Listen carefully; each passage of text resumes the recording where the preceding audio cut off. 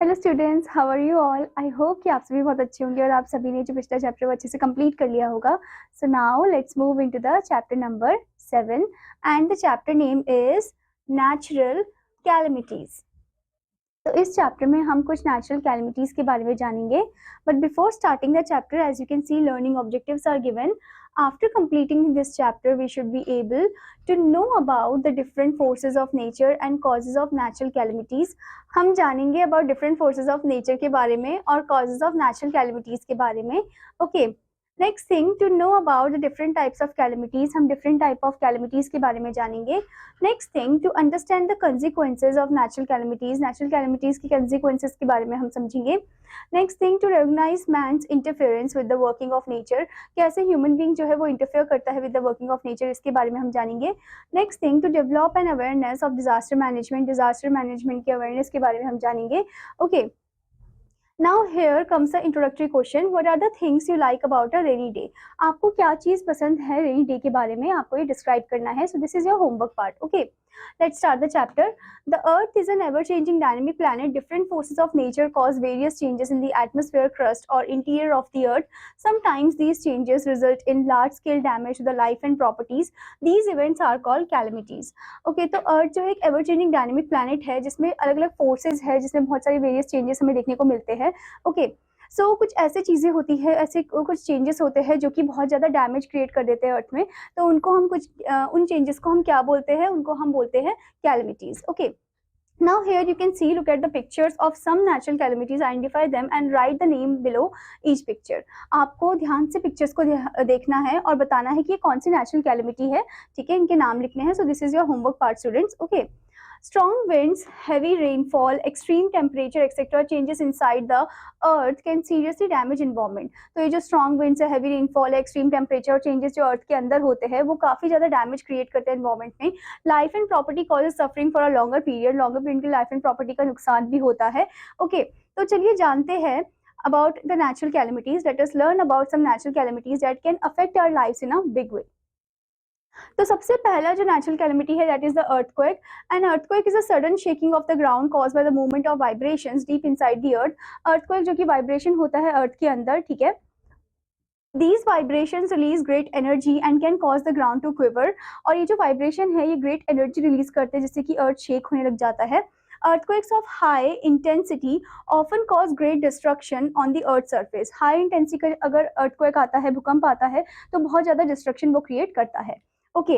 जैसे कि आप इस पिक्चर में भी देख सकते हो student, a building collapse during an earthquake, कि कैसे बिल्डिंग जो है कोलैप्स हो गई है अर्थक्वेक के दौरान. Okay. So here it is saying the Earth's upper layer, the crust, is made of large and small plates. जो upper layer है Earth की crust, जो कि बहुत ही बड़े और छोटे प्लेट से बना है. The layers of the Earth under the plates are hot and in a molten state because the core below is extremely hot. जो layers है Earth के under the plate वो काफी ज्यादा गर्म है और molten state में है क्योंकि जो core है उनके नीचे वो काफी ज्यादा गर्म है. Okay, these layers under the plates are constantly moving. ये जो layers है ये constantly move करते रहते हैं. Usually such movements cause the plates to slide smoothly against each other. तो इन movements की वजह से smoothly slide करते हैं against each other. But कभी कभी क्या होता है, however at times the movements between the plates can be sudden, giving rise to earthquake. कभी कभी ये movement काफी जल्दी से एकदम से होते हैं जिससे कि अर्थक्वेक होने लग जाता है, यानी कि भूकंप आता है. Earthquakes are measured on the Richter scale. Earthquake जो है वो रिटर स्केल में मेजर किया जाता है. This scale was invented by Charles Ritter in 1935. ये स्केल किसने इन्वेंट किया था? चार्ल्स रिटर ने इन्वेंट किया था 1935 में. Okay. The Richter scale starts from magnitude and upward. ये मैग्नीट्यूड से स्टार्ट होता है, फ्रॉम लाइक अपवर्ड, ऊपर की तरफ जाता है. अर्थक्वेक्स ऑफ मैग्नीट्यूड 1 और 2 सेंटीमीटर बी फेल्ट. 1 और 2 सेंटीमीटर मैग्नीट्यूड के जो अर्थक्वेक होते हैं वो हमें फेल्ट होते हैं, महसूस होते हैं. द ones that measure 5 और 6 causes major damage. और 5 और 6 का जो होता है मैग्नीट्यूड का वो काफी ज्यादा डैमेज क्रिएट करता है. Okay. Earthquake generate waves that travel all over the earth which can be detected with an instrument called seismograph. Earthquake wave generate करता है जो कि travel करता है और इसको हम measure कर सकते हैं एक इंस्ट्रूमेंट से जिसको हम बोलते हैं seismograph, जिसमें measure होता है. People who study earthquakes are called seismologists. और जो पर्सन अर्थक्वेक के बारे में स्टडी करते हैं उसे हम सिस्मोलॉजिस्ट बोलते हैं. Okay. So now our next natural calamity is tsunami. So basically ये जो सुनामी वर्ड है इसको आप कभी भी सुनामी करके नहीं बोलोगे, टी इसमें साइलेंट है. और सुनामी जो वर्ड है स्टूडेंट्स वो जापान से अराइव है. ओके और सुनामी का मतलब क्या होता है? Harbour waves.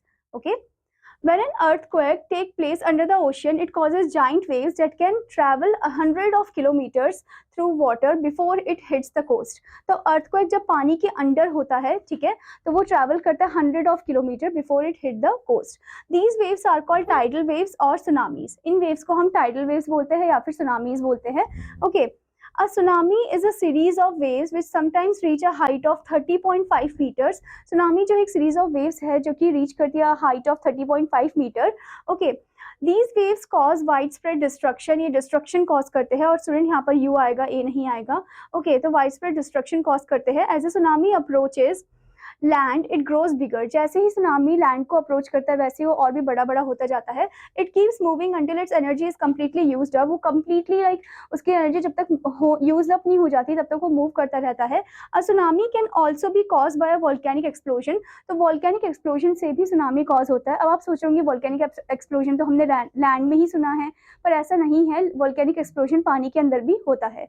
Okay Now student, here you can see a tsunami is caused by high tidal waves. High tidal waves के जरिए कैसे tsunami cause होती है और कैसे वो एकदम वॉल के जैसे rise हो जाता है और destruction cause करता है. Okay. Now next type of natural calamity is volcano. The word volcano comes from the student ये word है not world. Okay. जो word volcano है ये derive हुआ है comes from the name Vulcan, the Roman god of fire. जो volcano word है कौन से वर्ड से ड्राइव हुआ है? वोल्कैन से ड्राइव हुआ है जिसका मतलब है Roman god of fire. Okay a volcano is an opening on the earth surface which allows hot molten rock ash and gases to escape from below the surface. तो उसमें एक ओपनिंग होती है जो अलाउ करता है हॉट मोल्टन रॉक गैसेस को escape करने में. ठीक है. These burst out of the crust through a vertical tunnel called a vent. ये बर्स्ट आउट होते टनल से जिसको बोलते हैं वेंट.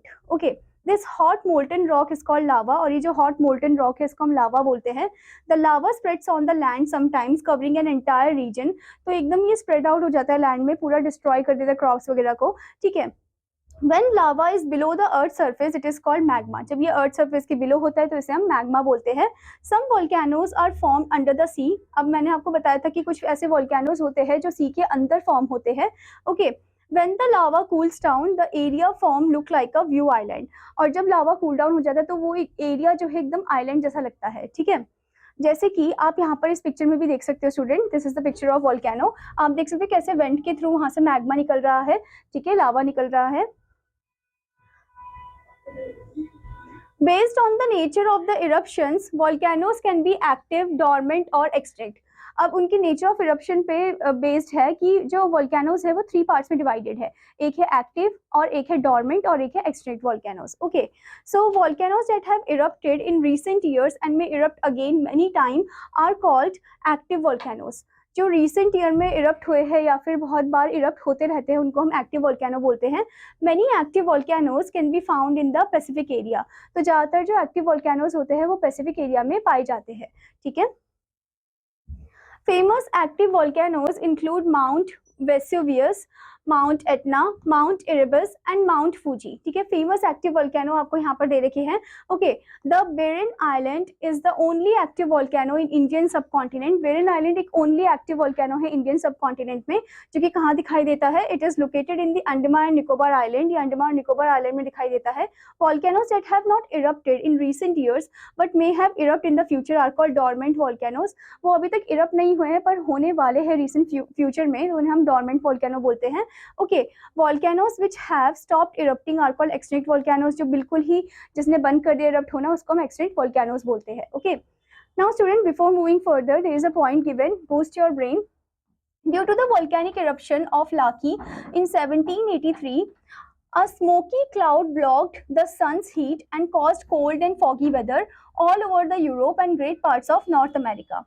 तो एक वॉल्केनिक इरप्शन हुआ था ऑफ लाकी इन 1783 ईयर में हुआ था ये. ठीक है. एक क्या उससे क्या हो गया था? एक स्मोकी क्लाउड फॉर्म हो गया था जिसने ब्लॉक कर दिया था सन की हीट को और उसने कॉज कर दिया था वहां पर कोल्ड एंड फॉगी वेदर. ठीक है. कौन से एरिया में हुआ था ये? ऑल ओवर यूरोप में हुआ था और great parts of north America में हुआ था. ठीक है. Now, student, the next type of natural calamity is drought. A drought is a period of very hot and dry weather resulting lack of rainfall in a particular region for a long period of time. मतलब जहाँ पर बहुत ही कम rainfall होती है, ठीक है, तो वहाँ पर क्या होता है, वहाँ पर होता है natural calamity drought. Okay, lack of rain, student यहाँ पर लैक आएगा. Lack of rain and high temperature affect rural agriculture areas. तो लैक ऑफ रेन जो है और हाई टेम्परेचर वो अफेक्ट करता है रूरल एग्रीकल्चर एरियाज को. Okay, wells, lakes and streams dry up, there is shortage of drinking water, वहाँ पर पीने के पानी भी नहीं मिल पाता है, ठीक है. plants and crops wither finally die, plants and crops जो है वो भी मर जाते हैं. animals have to suffer, animals को भी सफर करना पड़ता है. forest fire occur and spread rapidly, और forest fire जब शुरू होता है तो वो एकदम से spread होता है उस एरिया में. okay, now here you can see the image of drought. Now the next type of natural calamity is cyclones and floods. A cyclone is powerful weather phenomena of a whirling storm at 74 metre per hour accomplish by rain. ठीक है, तो ये rain के साथ ही, बारिश के साथ ही form होता है. ठीक है, it is a common sight in the coastal areas of India. ये कॉमन साइट है in the coastal areas of India, specially like Orissa. Okay, this cause flooding of coastal areas as the strong winds and rain damage house and crop. तो ये जो strong winds और जो बारिश है वो डैमेज करते हैं हाउस को, क्रॉप्स को. During heavy rainfall the level of water in river start rising. Heavy rainfall के दौरान क्या होता है, लेवल ऑफ वाटर इंक्रीज हो जाता है. ठीक है, and the overflowing river water causes flood of villages and cities. Overflowing जो होता है river water वो cause करता है flood and like in villages and cities. Flood occur not only due to heavy rainfall but sometimes due to dam failure and landslide. तो flood हमेशा natural उसकी वजह से नहीं होता है, natural calamity की वजह से नहीं होता है. कभी कभी ये man made भी हो जाता है, जैसे कि डैम जब फेल हो जाता है, ठीक है, या फिर लैंडस्लाइड जब होता है. Okay, millions of people get affected. There is a loss of habitats of plants and animals, physical damage of house and industries which led to weakening of country's economy. तो बहुत सारे डिस्ट्रक्शन हो जाता है. ठीक है, हम क्रॉप्स को लूज कर देते हैं, प्लांट्स को, एनिमल्स को, ह्यूमन बींग्स की लाइफ भी डिस्ट्रॉय हो जाती है और इससे इकोनॉमी जो है कंट्री की वो भी लूज हो जाती है. Due to lack of proper sanitation facilities there is usually an outbreak of waterborne diseases which further add to the death toll. The people struggle to obtain food, clothing, medicines and drinking water. तो इसके दौरान क्या होता है, flood के दौरान जो है काफ़ी सारी बीमारियां भी होने लग जाती है क्योंकि सैनिटेशन अच्छे से प्रोवाइड नहीं होता है. ठीक है, और लोग स्ट्रगल करते हैं खाने के लिए, क्लोथिंग के लिए, मेडिसिन के लिए और ड्रिंकिंग वाटर के लिए. Okay, now here you can see the image of cyclone and also the flood. Now the next thing in this is consequences of natural calamities. The natural calamities creates a havoc in the lives of living things, but the human beings are most affected. तो इससे human beings ज़्यादा affected होते हैं. The various consequences of natural calamities are as follows. First point है loss of life. Millions of people and animals like wild and domestic lose their lives every year due to natural calamities. बहुत सारे लोगों की जान चली जाती है, animals की जान चली जाती है natural calamities की वजह से. Some people suffer from various injuries which make them permanently handicapped. कुछ लोग तो है कुछ इंजरीज से सफर करते हैं जिससे वो परमानेंटली हैंडीकैप बन जाते हैं. ओके, सिर्फ लोग ही नहीं, एनिमल्स भी हो जाते हैं handicap. Okay, now next is loss of property. The structure of buildings, roads, waterworks and sanitation facilities get damaged or destroyed during a natural disaster. तो natural disaster की वजह से जो road है, building है, ये सबका structure जो है एकदम से destroy हो जाता है. Sometimes the snapped electric wires or uprooted poles start a widespread fire causing further damage to property. कभी कभी क्या होता है, जो electric wires है वो snapped हो जाते हैं, ठीक है, वो गिरने लग जाते हैं और इससे क्या होता है, fire occur होती है जिसे रोकना मुश्किल हो जाता है. The factories and business of people get damaged and crops fail, causing heavy losses to the country's economy. Factories and business जो है वो भी damage हो जाते हैं जिससे कि economy में बहुत ज़्यादा गिरावट आ जाती है. Okay, now next thing is disruption of life. The basic amenities that we take for granted like transport, communication, electricity, water supply, etc. get severely affected during a natural disaster. तो जो हमें basic amenities मिलती है वो भी हमें नहीं मिल पाती है इसके दौरान. The people get isolated and cut off from the rest of the world. They become homeless and jobless, deprived of proper medical care, food, water etcetera. तो इससे क्या होता है, नेचुरल कैलेमिटी की वजह से हम होमलेस, जॉबलेस हो जाते हैं, हमें जो प्रॉपर जो चीज़ें हैं, जो बेसिक चीज़ें हैं वो भी नहीं मिल पाती है. Okay, now next thing is outbreak of epidemics. The lack of proper sanitary facilities, healthy food and drinking water results in the outbreak of food and waterborne diseases like cholera, typhoid and gastroenteritis. Okay, unavailability of doctor and medicines increases the death toll of the victims. तो इसमें हमें बताया गया है कि जैसे जब natural calamity होती है तो उसके साथ वो बीमारियां भी आने लग जाती है, जिसकी वजह से हम बहुत ज़्यादा अनहेल्दी हो जाते हैं। ठीक है, कौन कौन सी बीमारी, जैसे कि कोलेरा, टाइफॉइड, गैस्ट्रोएंटरिटिस। ठीक है, अनअवेलेबिलिटी ऑफ डॉक्टर जो है वो भी इंक्रीज करता है death toll of the victims. Okay, now the next topic in this one is natural disaster management.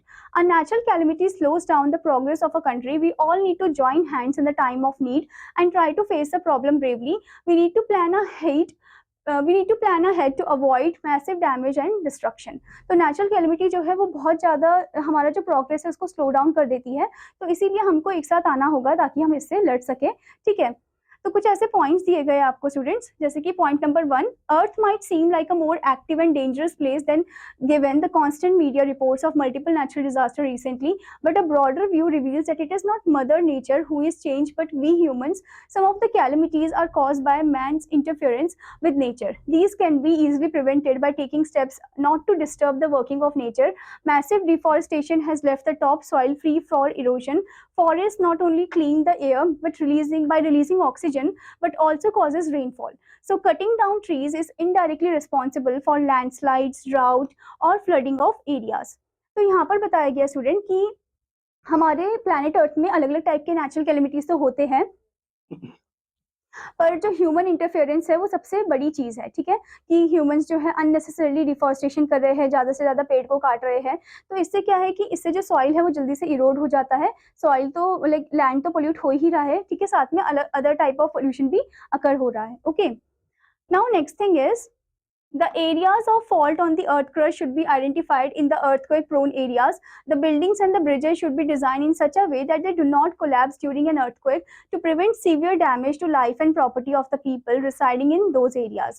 अब जो areas है जहाँ पर हमें लग रहा है कि ये earthquake prone areas है, तो उनको identify करना चाहिए और उस एरिया में हमें जो घर है, बिल्डिंग्स है, ब्रिजेस है, वो एकदम स्ट्रॉन्ग बनाने चाहिए ताकि उन पर कुछ इफेक्ट ना हो। Okay, Now next thing is the weather forecast predicts the occurrence of heavy rainfall, flood or cyclone.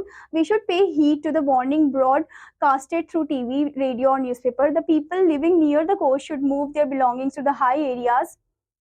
The fishermen should not venture into the rivers or sea. We could avoid the loss of life if not the crop or property. Okay. सो यहाँ पर बताया गया student कि जो weather forecast है जब भी वो प्रिडिक्ट करता है तो उनको हमें ध्यान से सुनना चाहिए, उनकी जो भी बताई गई चीज़ें हैं अबाउट द स्टॉर्म, कि तूफान, आने वाले तूफान के बारे में।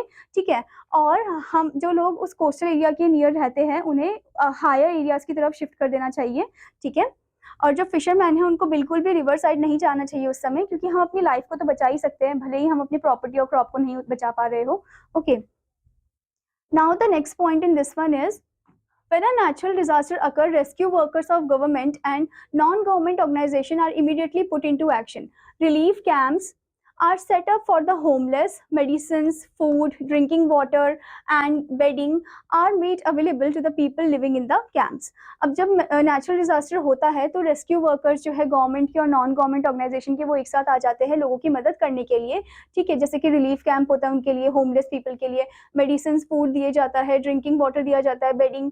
ठीक है, और लाइक लोग जो है जो कि कहाँ पर रहते हैं, कैंप साइड में रहते हैं, कैंप एरिया में। Okay, now next point is that doctors are put on duty to treat the injured victims and diseases that spread through infected water and food. तो डॉक्टर्स जो है उनको ड्यूटी में लगाया जाता है ताकि वो इंजर्ड विक्टिम्स को ट्रीट कर सके और जो डिजीजेज है उनको दूर रख सके। ठीक है, next thing is army is deployed in the rescue operations. They are called to airlift stranded people or injured people. They drop food and medicines in the affected areas. The army along with other local agencies help to remove the people from the debris of toppled buildings. तो army जो है उनको भी काम पे लगाया जाता है, वो भी लोगों की मदद करते हैं, इंजर्ड पीपल की मदद करते हैं। ठीक है, एयरलिफ्ट करते हैं या फिर खाना वो ड्रॉप करते हैं। ठीक है, मेडिसिन ड्रॉप करते हैं अफेक्टेड एरियाज में, और जो आर्मी है लोकल एजेंसीज के साथ वो रिमूव करते हैं लोगों को फ्रॉम द डेब्रिस जो कि अर्थक्वेक की वजह से हुआ था। Okay, now student, as we have read this chapter, let's move into the summing up point. So the point number 1 is natural events which cause damage to property and human life are called natural calamities. Next one, earthquake, tsunami, volcano, drought, cyclones, and floods are some examples of natural calamities. Next one, an earthquake is a sudden shaking of the ground caused by movement or vibrations deep inside the earth. Next one, tsunami is a series of waves which sometimes reach at height of 30.5 meters. Next one, our volcano is an opening on the earth's surface which allows hot molten rock, ash, and gases. Next one, a drought is a period of very hot and dry weather resulting lack of rainfall in a particular region for a long period of time. Next one, a cyclone is powerful weather phenomena of a whirling storm at 74 meter per hour accomplished by rain.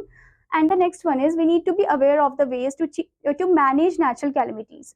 I hope student that you understood this chapter. और आपका homework है कि आपको इस chapter को अच्छे से read करना है, एक्सरसाइजेस भी अच्छे से कंप्लीट करनी है। Now I will meet you in another class. Children students take care, bye bye.